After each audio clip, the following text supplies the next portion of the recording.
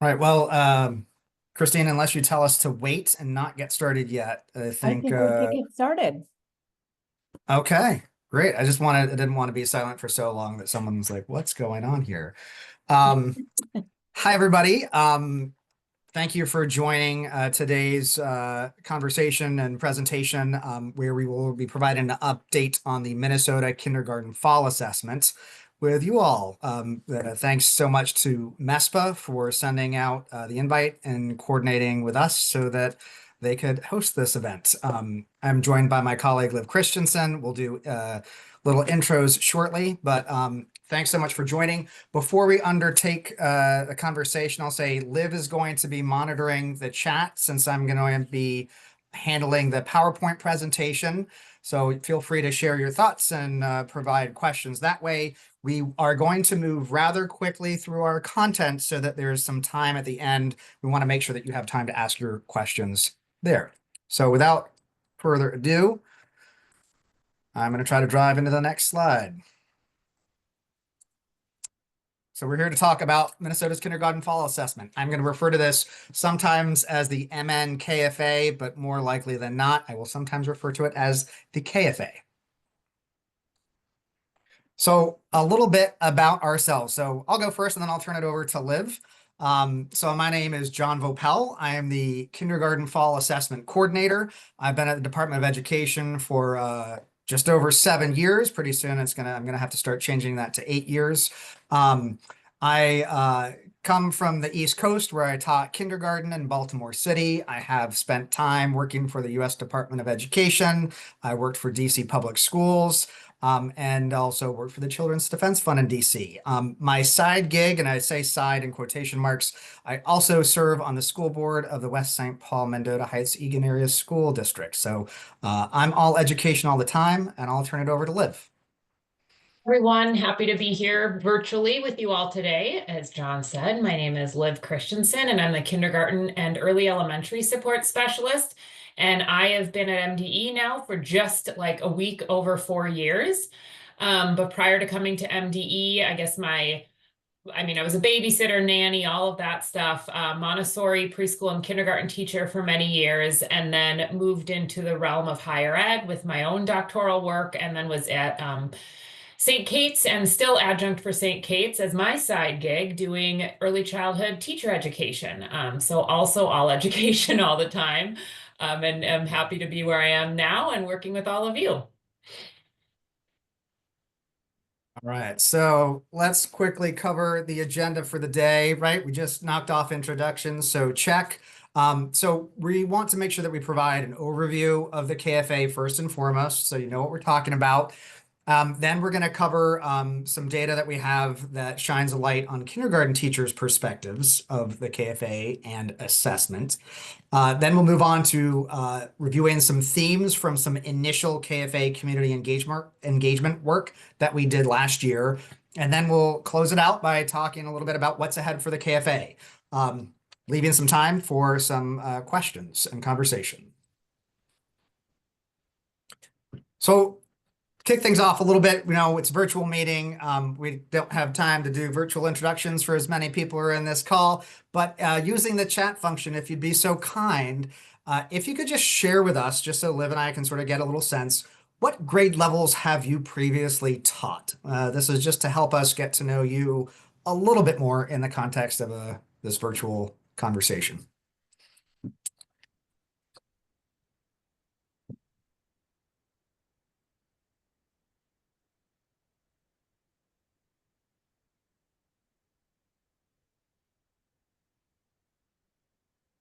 And Liv, I'm going to leave it up to you to moderate the chat, review whatever you want to. Yeah, Then you just tell me when you want the next slide. Lots of great expertise here. So we are it will be great to talk with you all about this, and happy to see so many people that have also worked with kindergarten and first grade, those early grades in this room as well, which is of course our passion area. We're a little biased, but.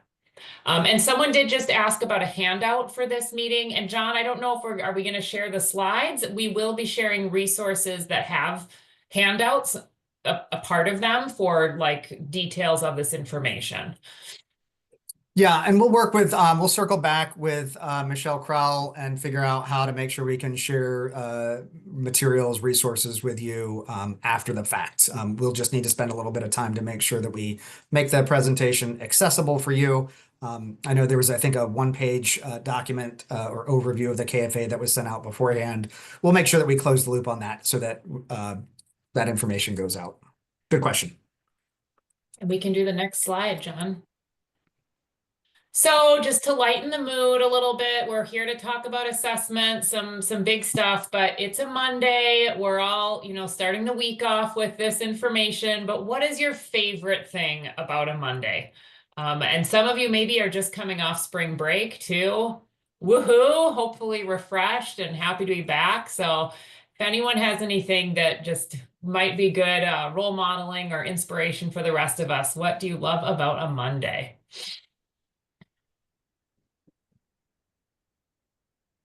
Oh yeah, leprechauns, right? It's a special Monday for some of us. It's not just any old Monday. Getting out to the buses and greeting students. And what a nice day it is too. So that's really nice. We came back, you maybe came back to the week or from spring break on a nice, beautiful day. Back to a routine, a fresh start, seeing teammates, reconnecting. Cappuccino on the way to work. I usually save those treats for Friday personally, but it totally makes sense that you would do that on a Monday too. Oh, I was like, who wrote this about the snowstorm? John, Debbie Downer in the house. I'm Maybe excited about that. you're glad it's Monday and sunny because Wednesday is going to be questionable. Okay, well, thank you all. We're all here together, and hopefully those of you who said reconnecting, collaborating, hopefully we can do a little, collaborative thinking and working together on bringing this KFA to real life in the future together. So, okay, next slide, John. All right, so many of you have been to a MDE presentation. We ground our work in the 10 Minnesota commitments to equity. The ones in white are the ones we are trying to, really have guide our work for the KFA. As you can see, it's almost all of them wanting to prioritize equity. I'm not going to read all of these. Going local, connecting with all of you. Part of the KFA includes a lot of community engagement, so that's really important. Starting early, we always highlight because we think about it with the early grades, and we've had the opportunity to start early and work kind of methodically through this process as well. So we can just move on to the next, I think, John.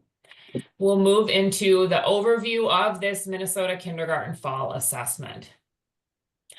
So another really big part of what we have grounded this work in and what we ground all our work in the early education division in is what we call the successful learner equation.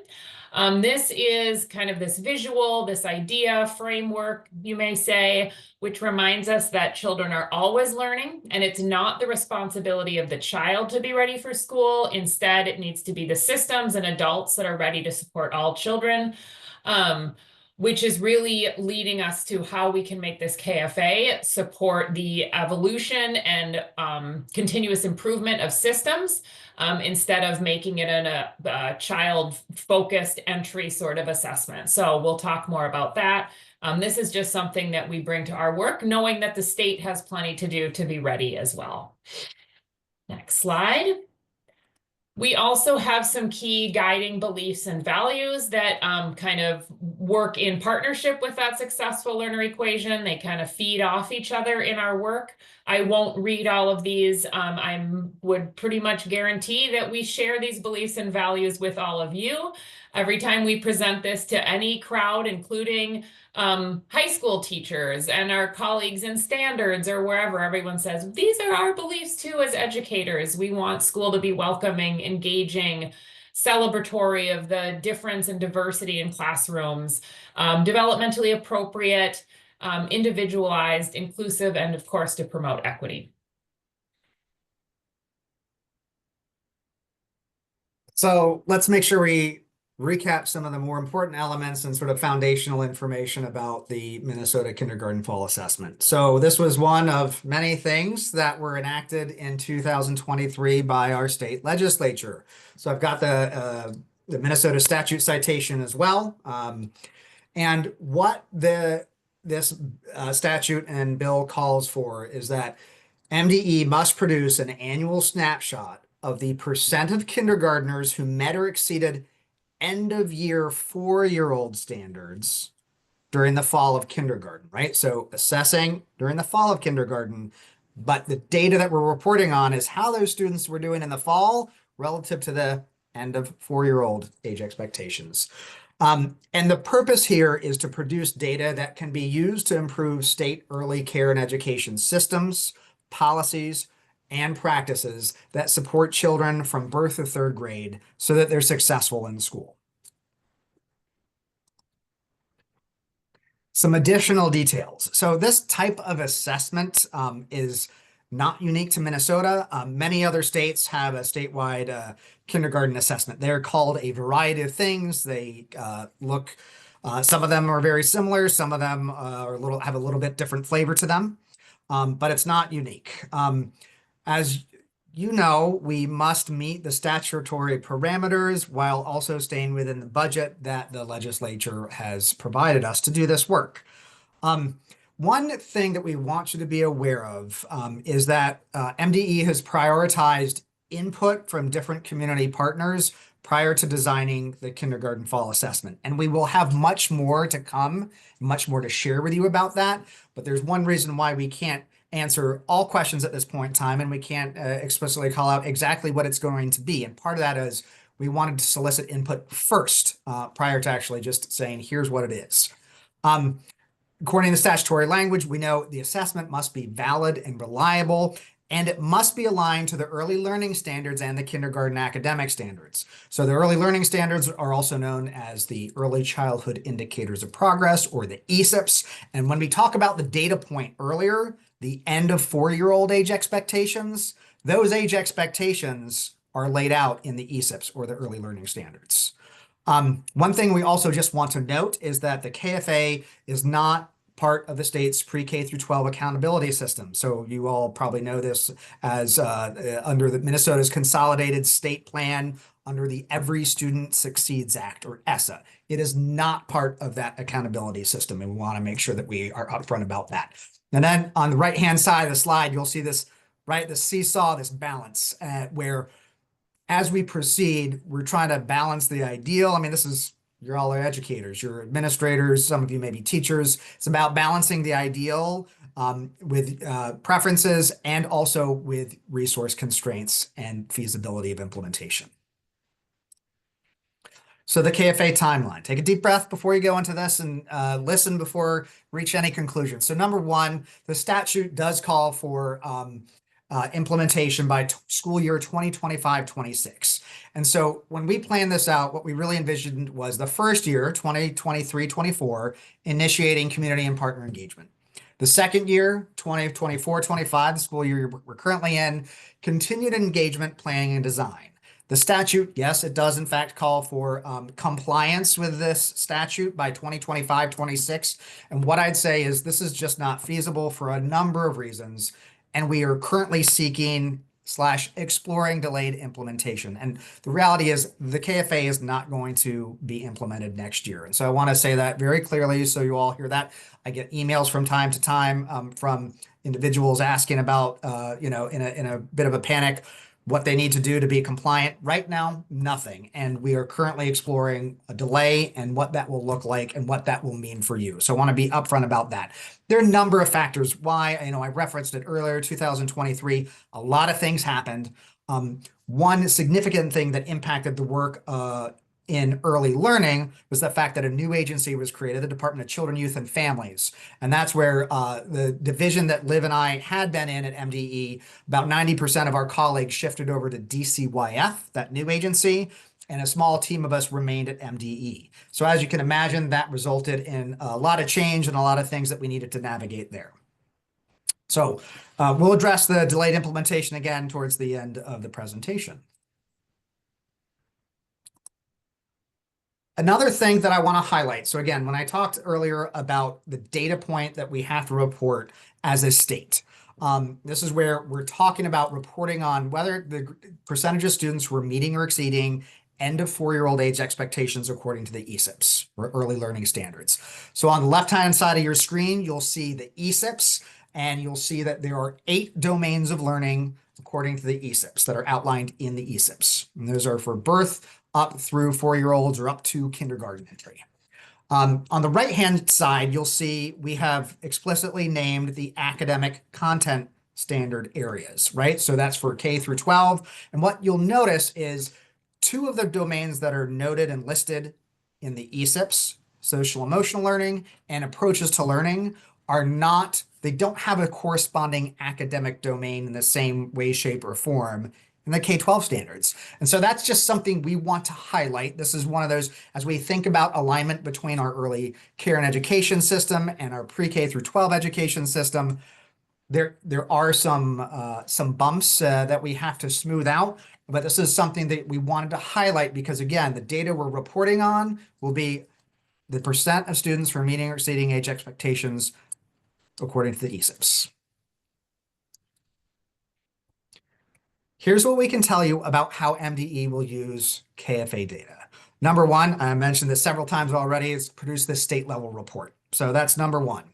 Number two, we will produce secure data reports for districts and charter schools that can be used to inform teaching and learning, as well as strengthen the transition to kindergarten and improve programs that support successful learners. Third, we also will be providing public reports that can be used to guide improvements in state early care and education policies, systems, and practices. So those are 3 very explicit ways that MDE will use the data. There are also a number of ways that we want to highlight how the data should not be used. And these would be considered inappropriate uses of KFA data in the future. Number one, the data shouldn't be used to determine whether a family should have delayed their child's enrollment in kindergarten or not. Eligibility for kindergarten is an age-based determination. It's not based off of what a child knows or is able to do. It goes back to the successful learner equation. 2, we will not use the data to create negative narratives or pictures of a child or family or community or early care and education program or schools. That's not the intent of this program. Won't be used to encourage, promote, or engage in developmentally inappropriate instruction or practice. That's something to which we're finely attuned, given that we're the early education division. Lastly, data shouldn't be used to judge, shame, or punish children, families, communities, educators, early care and education programs, or schools. Okay. So now you've got the quick overview, and I want to share a little bit of some initial background information and engagement that we had as this initiative was just getting started. And then John will talk more about the engagement we've done during that time. And John, there is a question in the chat. Do you want me to say it to you? I want to make sure we don't lose it, which is, what is the accountability measure then? And I think we'll get a little more into this and also some of the information that we don't know yet. So, yeah, I think I'll address it very quickly. I mean, number one, accountability isn't really mentioned or noted in the statute for the kindergarten fall assessment, and that's a separate system. And so what I'd say, the best way I'd answer that question is, this will produce data, but it's not meant to be used for accountability purposes, but it is meant to inform, it is meant to guide, is a variety of different approaches, right? So that could be from instructional strategies to other things, but it's not an accountability measure. Exactly. And I think some of this will come through too in some of our engagement. So we have been conducting a kindergarten teacher survey for a few years now. And in 2023, as this kind of idea was happening at the legislature, we asked this question.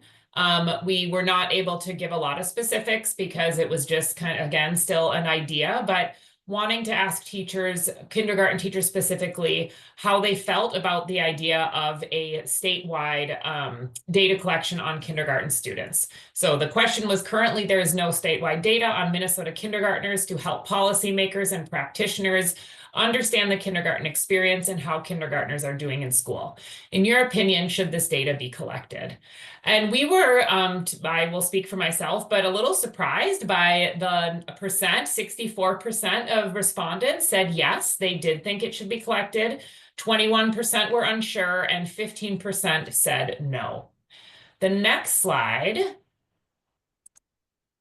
talks a little bit about those key themes. When respondents did say yes or no, they were asked to expand on why, like how do you think this data will be helpful? And kind of to this question about accountability. So it's not an accountability measure. What kindergarten teachers in that moment were saying was really that knowing more about kindergarten students, like how they are when they start kindergarten, is a great way to promote best practice like play and social emotional learning in classrooms, because of how we know that the student body is like, where they're at developmentally and what they need to be engaged in school and to learn. It would be a way to recognize areas for additional teacher and educator and student support. So seeing, where we hear a lot of anecdotal comments about social emotional needs, and if that data was kind of quantified, that would help promote some changes in support for teachers and for students. And elevate that need for social emotional learning. So this was what we heard from teachers of why 64% of them, of the respondents, I'll be clear, said they would like this information or they thought it could be useful, was to really help us all have a better grip on who's starting kindergarten and how we can help those teachers and those students the best. Next slide. Here are just some quotes. We love quotes. There were so many great quotes. We thank those kindergarten teachers who responded. So an example would be it being this data could look at the importance of play-based instruction and the focus on social emotional learning. We spend too many hours pushing kids through a rigorous academic schedule. The result is low self-esteem. So having that data could elevate the needs that young children have in their social emotional development. It could help others see and understand kindergarten, especially those policymakers and whatnot who maybe don't have very much hands-on personal experience with kindergarten classrooms. That was my addition to the quote, and be able to take actionable steps to help kindergarten teachers and students, which in turn would help close the opportunity gap and many other systemic gaps. So certainly there was some initial interest in having this data to, support the needs of young children to be a ready program, a ready state, a ready system. Next slide. Then obviously we did have some no's and some very legitimate concerns about the idea of collecting statewide data. Some of the themes when they were asked to expand on their concerns were, of course, the concern about using a standardized assessment that's not developmentally appropriate and really reinforcing developmentally inappropriate practices in kindergarten classrooms, losing more time for instruction due to having to do more assessments. Just in general, concern that kindergartners, that first bridge into school, they're already being tested too much. And the idea that this focus would overlook other concerns and losing funding for other really important supports that we know exist in kindergarten. Next slide. So that was some background data that we had going into the engagement and into the legislation. Another key piece that we've continued to ask is how supported kindergarten teachers feel delivering developmentally appropriate and play-based instruction. And we've been able to ask this question for 4 years. We get around 500, give or take, responses, just to give you an idea of how many people were answering this. And as you can see, there was a slow increase post-COVID of feeling supported until last year. And then this decrease in that support and a pretty notable kind of perk back up increase in feeling actively unsupported to practice developmentally appropriate play-based instruction. So we know that that's a very real concern in kindergarten classrooms. And when they would select that they feel unsupported, there was a list of options for them to say what caused them to feel unsupported, including fill in the blank. So we didn't want to feed too many answers. But consistently, one leading cause of feeling unsupported is, the district assessment tools. And so this is something we are very aware of at the state as the state, the government implements this assessment statewide, is that is a real pain point for kindergarten teachers, for the work you all do as principals and leaders to be able to balance what we know is best for young children and this requirement and real interest in knowing where kindergartners are and how we can best support them in this sort of assessment practice. And the last slide I will share from this background information was even further back in time, way back when in 21, 22, we always ask some specifics about assessment methods. And this was of kindergarten teachers. And we asked them to, gosh, it was a kind of a complicated question. We asked them to select the assessment tools they used in like general assessment tools. We didn't get into specific brands. And then for every one that they selected, we asked them to rate whether they found it valuable or not valuable. And the green is valuable and not valuable is the blue. And as you can see, it's kind of hard, there's a lot to see, but electronic time tests were used quite frequently, which is another data set, but were most frequently identified as not very valuable to their instruction. Then paper worksheets being second to that. Whereas things like work samples, observation, talking with a caregiver, which we know are really authentic, developmentally appropriate assessment approaches, were consistently rated as really valuable. So again, this was information we had. We went into this project with some level of expertise on what the needs are, and of course our own work with young children, bringing that to the conversation. So wanting to just give you a little bit of that background.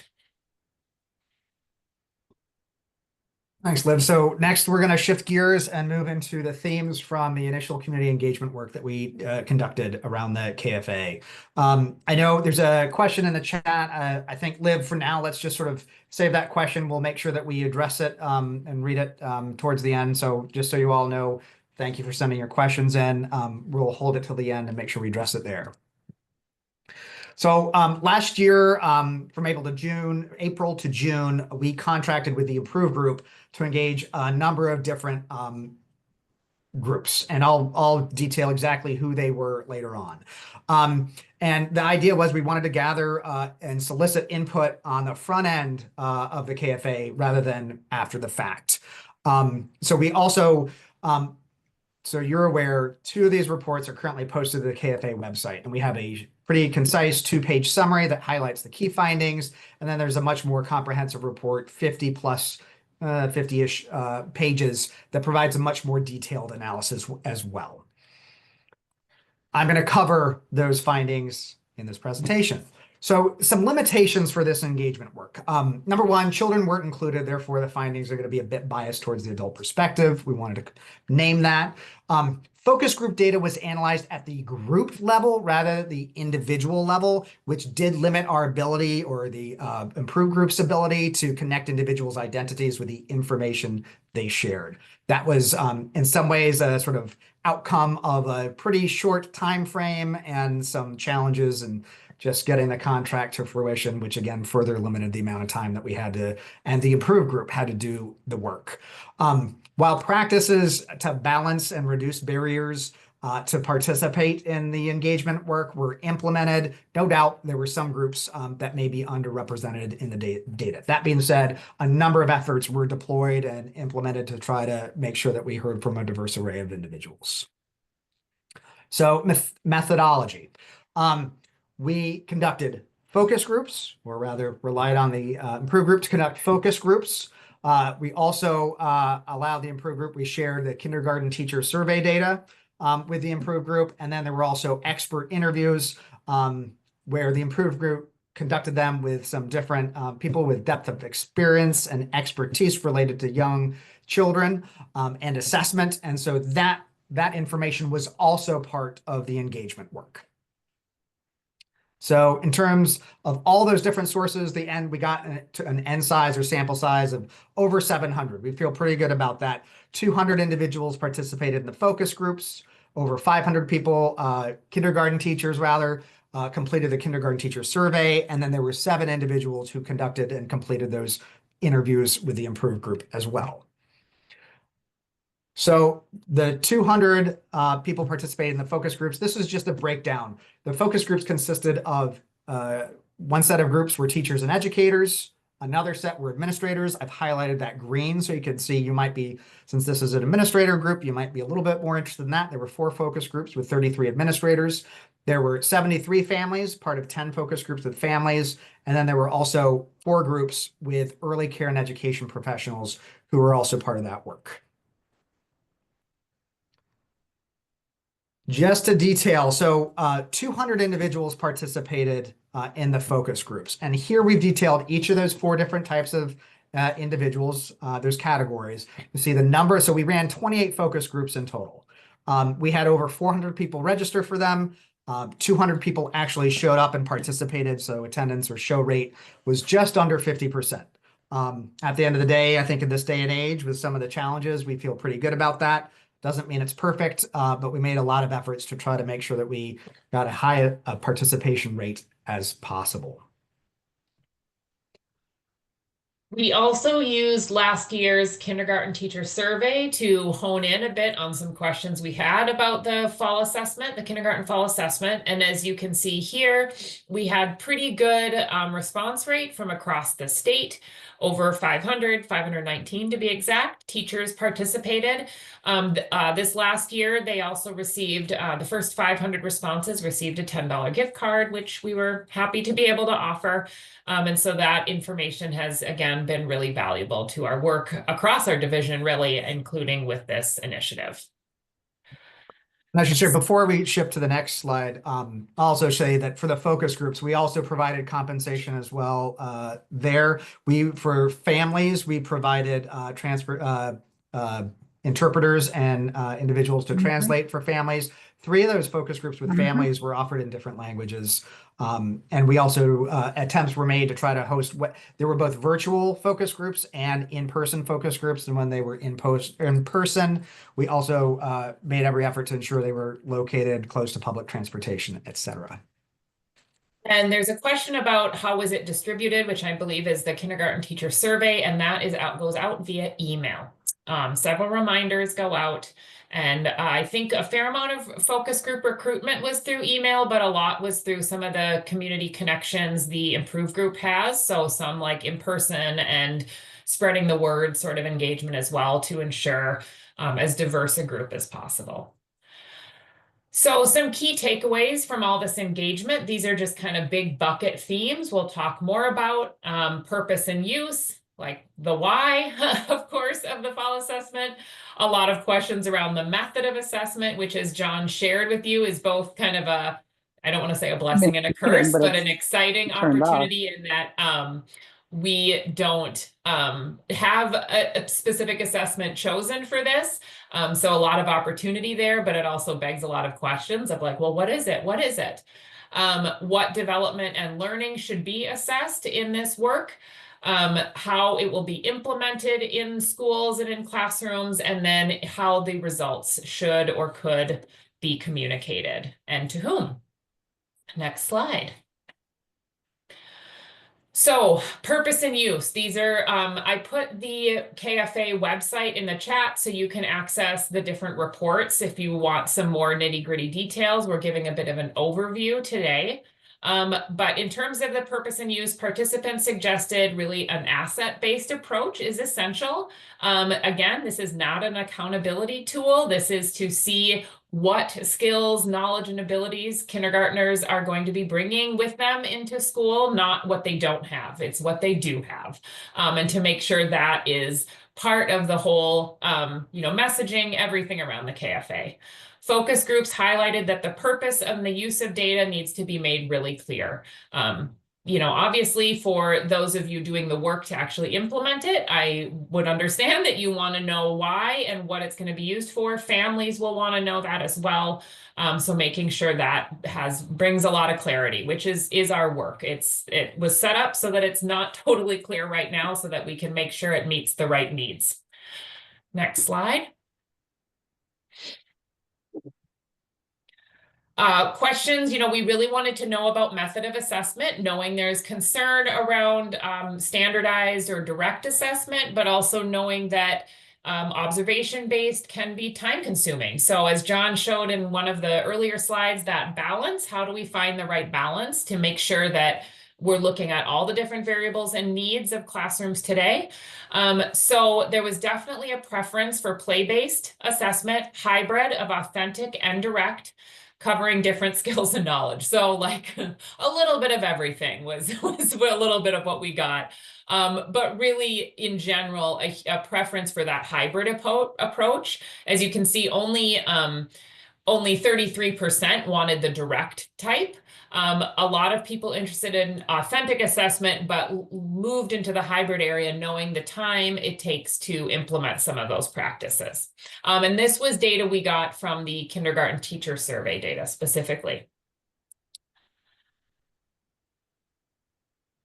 Many participants said that the KFA needs to be child-centered, as I said, play-based, and allow students to demonstrate their knowledge in multiple ways, knowing that, a lot of times kindergarten is that first opportunity in a classroom, and with new materials, it's a new space.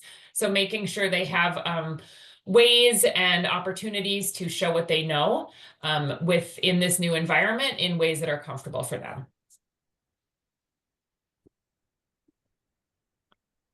We have another slide, and the data source for this is the kindergarten teacher survey as well. And so in that survey, we asked kindergarten teachers what academic areas or domains of learning should the KFA assess. And so what you'll see, right, like starting from the top and dropping, ELA, English Language Arts, was the most common or popular noted domain or academic content area at 93%, followed by math at 90%, and then social emotional development at 85%.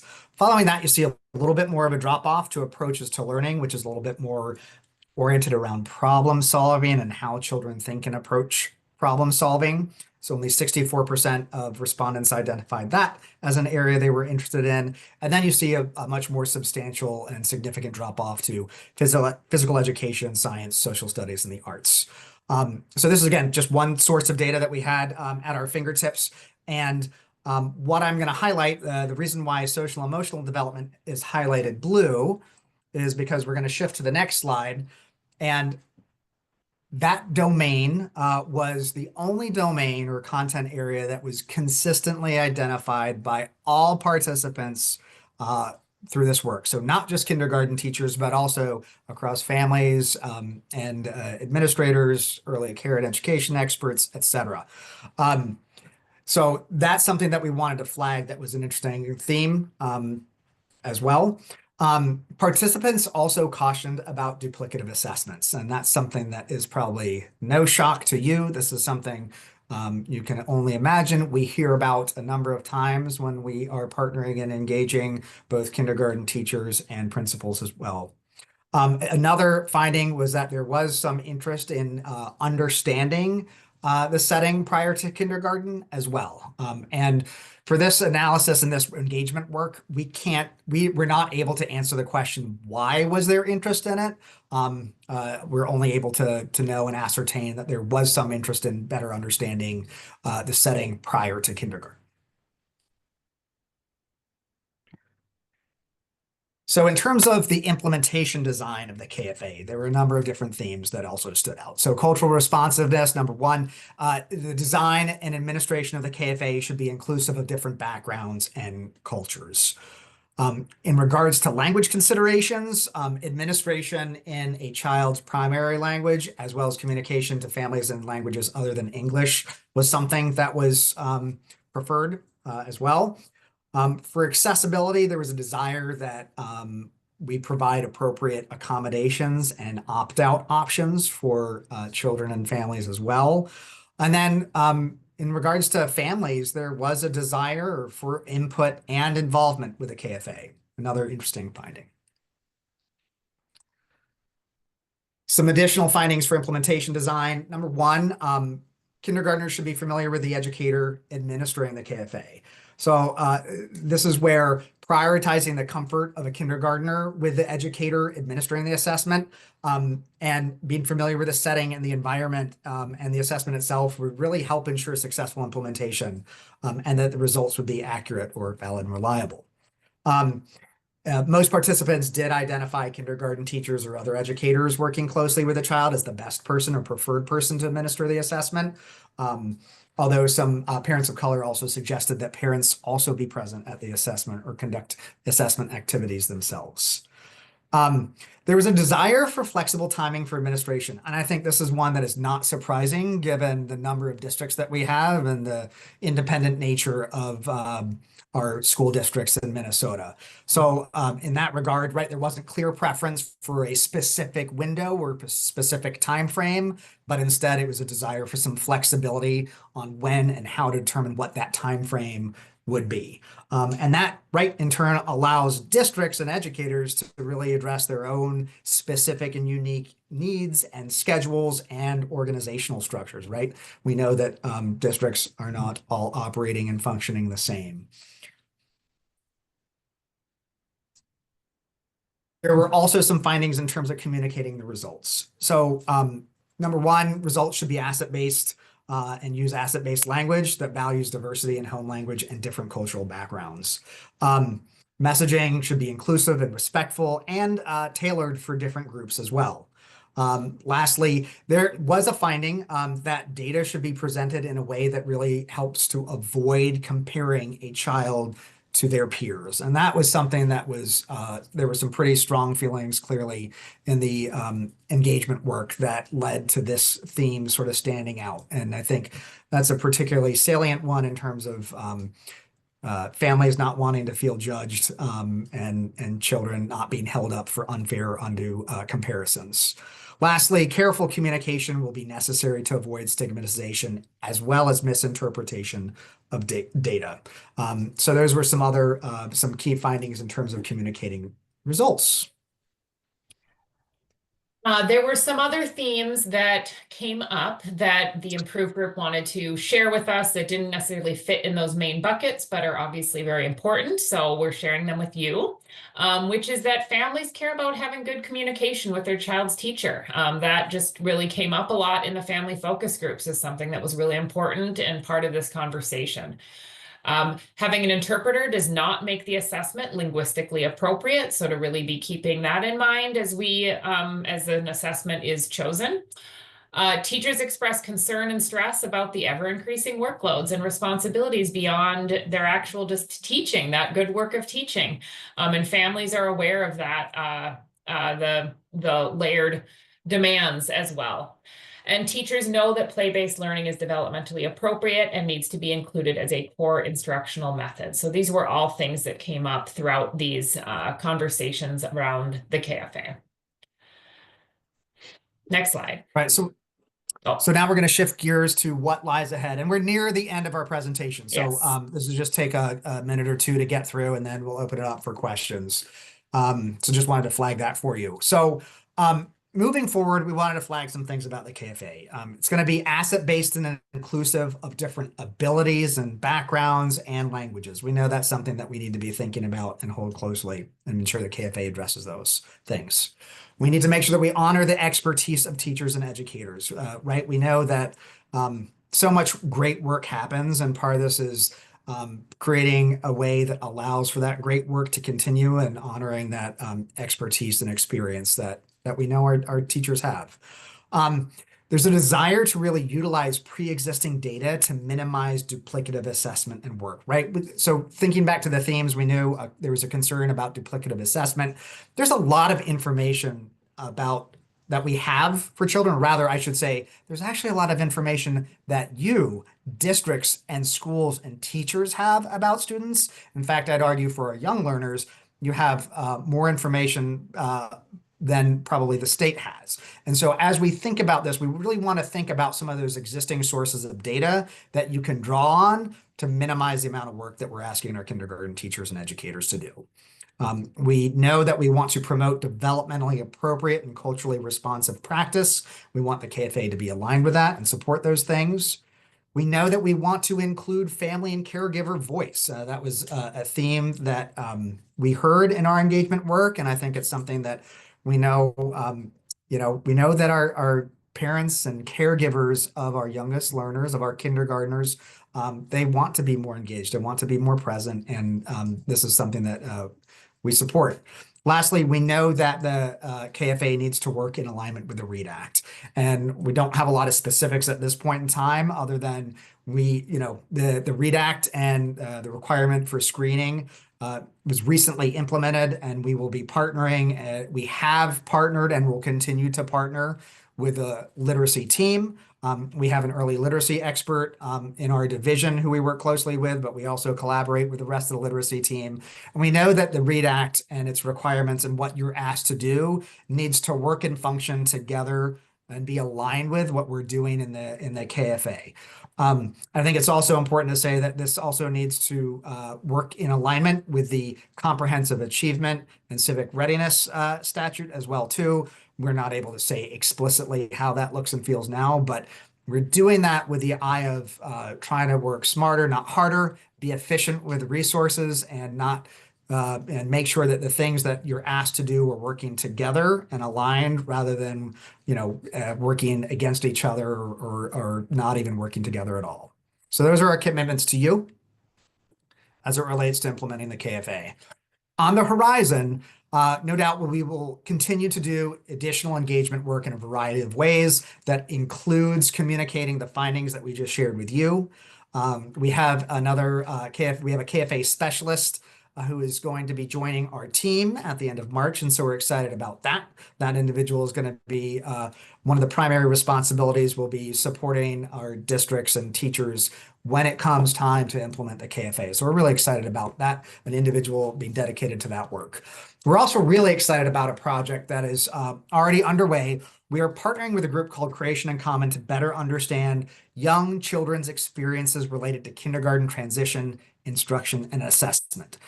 As we noted earlier with our initial engagement work, kindergartners' voices weren't a part of our initial engagement work, but we do want to make sure we're elevating them and channeling how they think and approach learning and growth and development.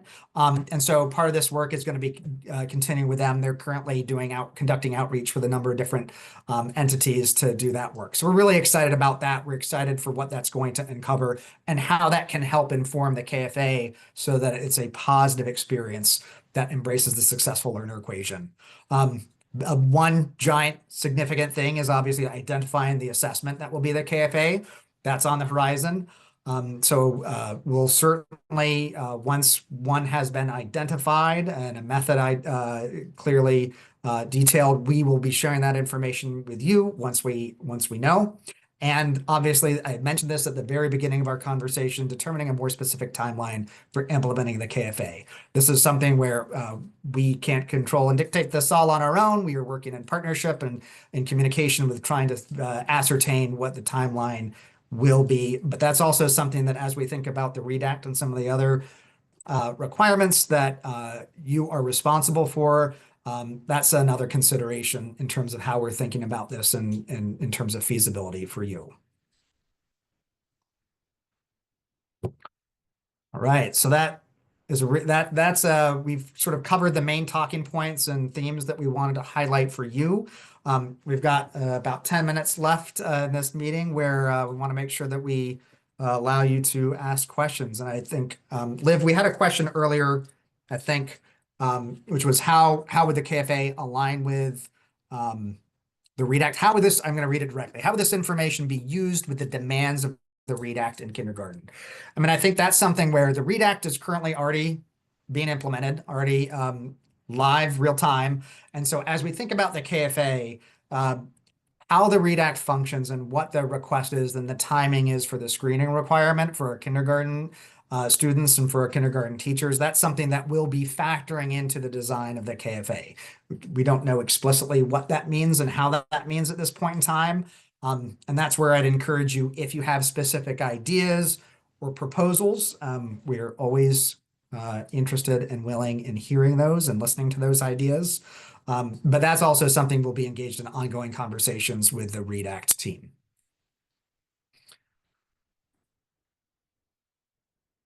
And it looks like in the chat earlier, we also had a question, is it possible to get a copy of the slide deck? Yes, we will be working with MESPA to make sure that an accessible version of this presentation is circulated to all afterwards. Tom, I think Tom's asked a question, what time of year will this be administered? So right now, the fall is the best answer that I can give. Well, we know it's going to be the fall.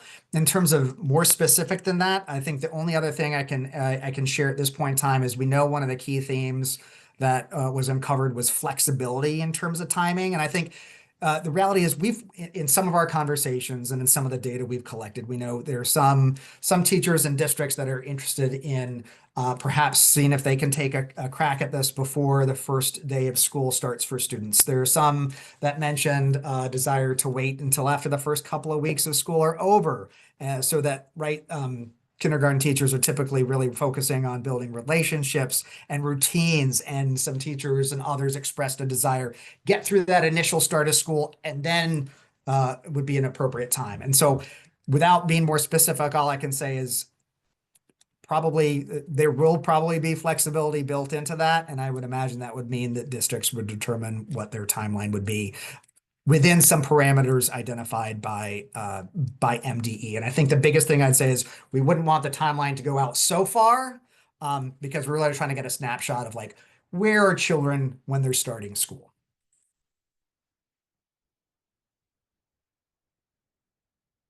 We have a question from Lisa. Are there any suggestions on how districts can begin preparing for this implementation?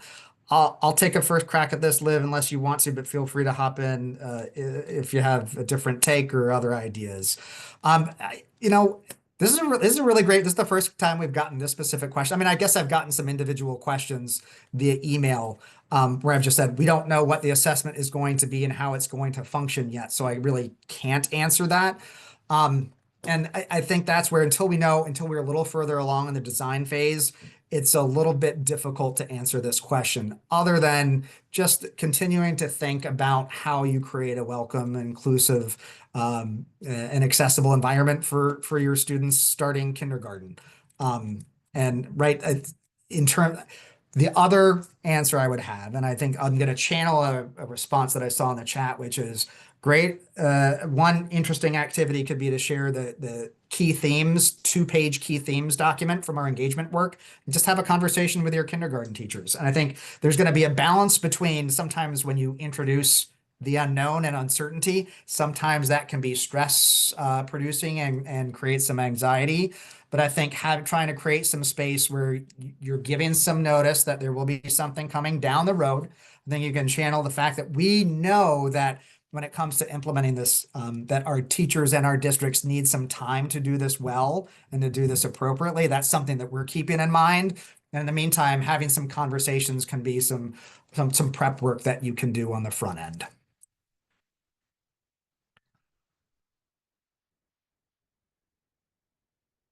So next question. So we're looking, so the question is along the lines, you are looking at 26-27. How do you individualize a play-based assessment for each student in addition to dyslexia screenings, entrance assessments, et cetera? Will there be trainings? And I think the best way I'd answer this is yes, we fully intend to offer training and professional development for teachers and administrators that are tasked with implementing this. And as we approach this, we'll be thinking about ways to make sure that this can be done in alignment with existing assessments, with existing curriculum, with existing activities. And I think there are a lot of opportunities there. And I think that one thing I'd say, and Liv, again, feel free to sort of chime in, but oftentimes, right, there's not always an either or situation when it comes to an activity or instruction in a kindergarten classroom. One lesson or activity might have several different learning objectives. It doesn't have to just be focused on math or just on literacy or just on social emotional learning. So as we think ahead, I think we're trying to think through how can we create this in a way that, honors what kindergarten teachers are already doing in a way that really thinks about how do we minimize what we're asking them to do, and we don't want this to disrupt their work.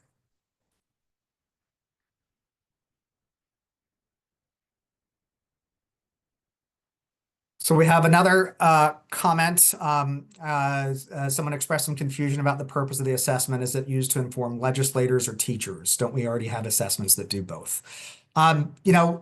I think number one, the statute specifically calls for an annual statewide report. So that's both for legislators, like to fill the requirement. That's for legislators, but I think that's for the state as a whole too. So a number of different partners. So I think number one, that's not just for legislators, that's for all. And I think there are different ways that the data that this produces can be used. And in some ways there will be some flexibility left up to districts and schools and how to use that information. And, one of the reasons why oftentimes early learning assessments are not part of accountability systems is because this is data from our youngest learners. And as we think about it, we are wanting the data to be used in partnership with other data and with other sources to drive work forward. And so that's where a single data point from one assessment shouldn't dictate or determine all things. But we do believe that this can be an important data point that can help contribute to decision making. And I think prior to 2023, there was very limited outcome data for children younger than third grade in the state. And 2023 resulted in two potential data sources. There will be some screening data, get very specific and discrete type of data on the foundations of literacy. And then we will also have the KFA as an additional data source. So the hope is that together and maybe along with some other information that helps to create a more robust picture. And what I would also say is that the desire isn't for this to really drive instruction at the classroom level or at the teacher level. The hope is that this will be designed in a way where if a teacher wants to, if they find it helpful, they can use it to inform their practice. But that's not the core core objective. It's not stated in the statute. And that's something that we're thinking of, again, as we work to try to minimize duplicative efforts and really support what teachers are doing already.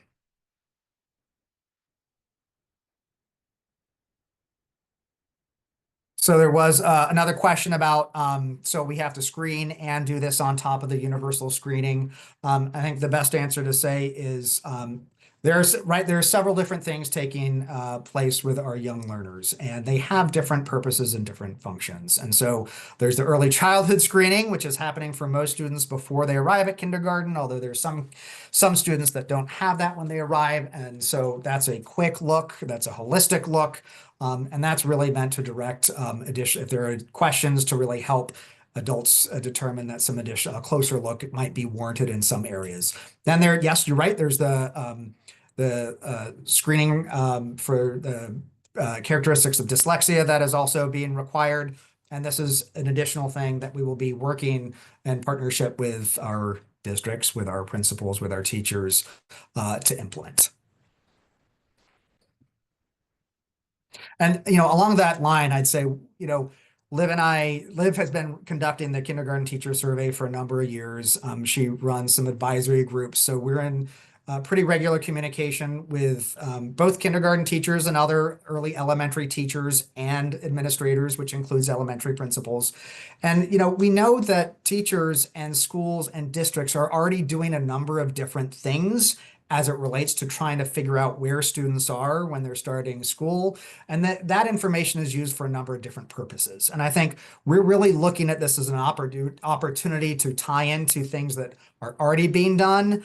And it doesn't mean, you might imagine it might would assume that many teachers will be able to continue to do some of the same things they have always done, and they will find a way to have that those activities and experiences bring some data for them so that they can complete this assessment. And again, we'll be really thinking about how alignment of pre-existing work and activities so that we're not asking teachers to just do one more thing on top of everything else, and thinking about how we can have these things work together.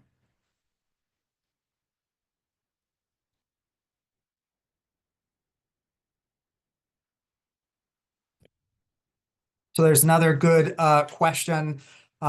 If we're assessing end of year pre-K standards or end of 4-year-old standards, and I say 4-year-old standards because not all children who arrive and start kindergarten have an opportunity or to enroll or be in a pre-kindergarten program. So so Tom's question is, we're assessing end of year 4-year-old standards.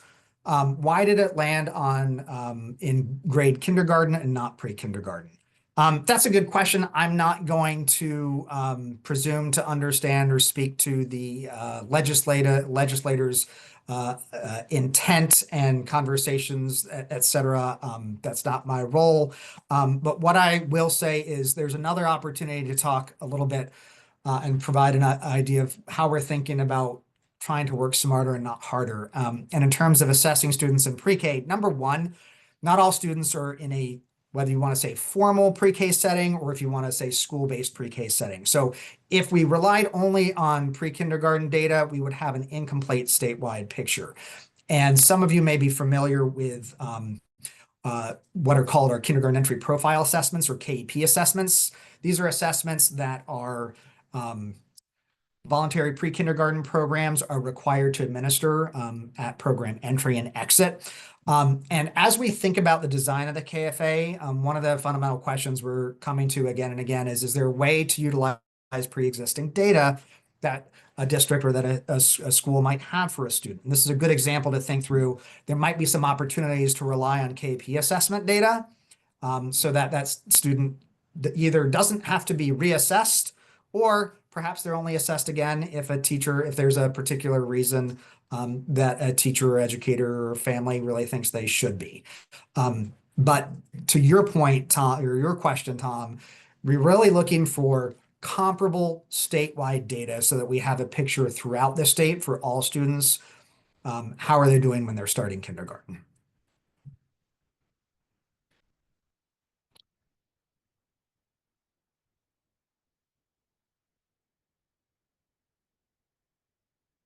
Well, I know we're 3 minutes over 4, so we want to, obviously you are busy people. We appreciate your time first and foremost.